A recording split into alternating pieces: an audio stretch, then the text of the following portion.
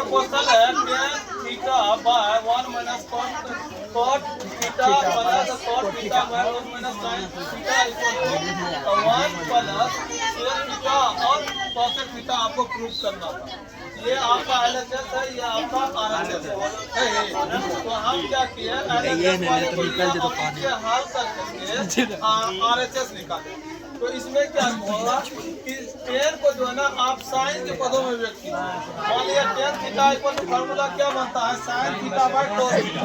नहीं, फिर sin फिर उसी के नीचे में cos थीटा का क्या होता है, cos थीटा बाय sin का होता है क्या, जैसे tan का आपका sin बटा cos है, cos का cot का cos बटा sin, ये आ गया। आप यहाँ से आपका क्या है कि भिन्न का जोड़ करना पड़ेगा।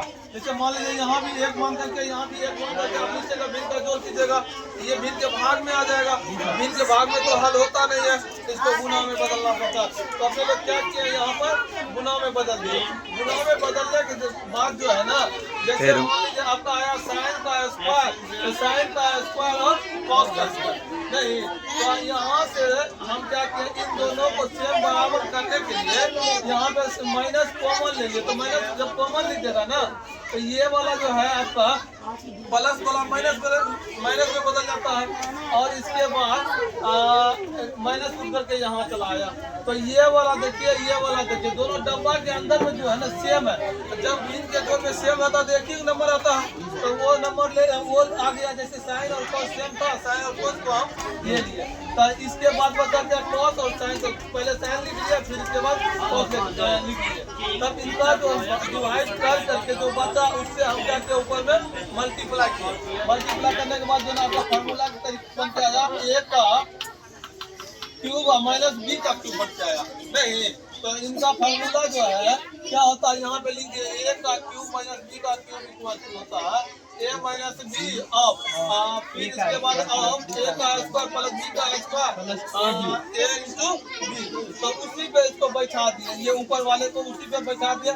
बैठाने के बाद जो है ना साइन का स्क्वायर और cos का स्क्वायर आया, ये दोनों मिल करके क्या होता है, एक होता है। वो एक को यहाँ लिख लिया, फिर साइन इंटू cos को यहाँ लिख लिया, ये तो कट ही गया। नहीं, डिवाइड हो गया, कट गया, बचा क्या नीचे में ये वाला। तो ये वाले जब इस तरीका से बचा, तो ये एक है और ये sine theta cos theta by sine into cos theta.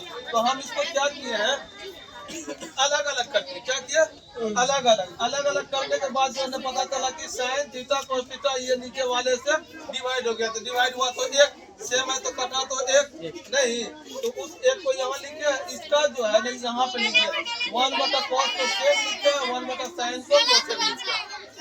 आया समझ में, सबको आ रहा समझ में? चलिए ठीक।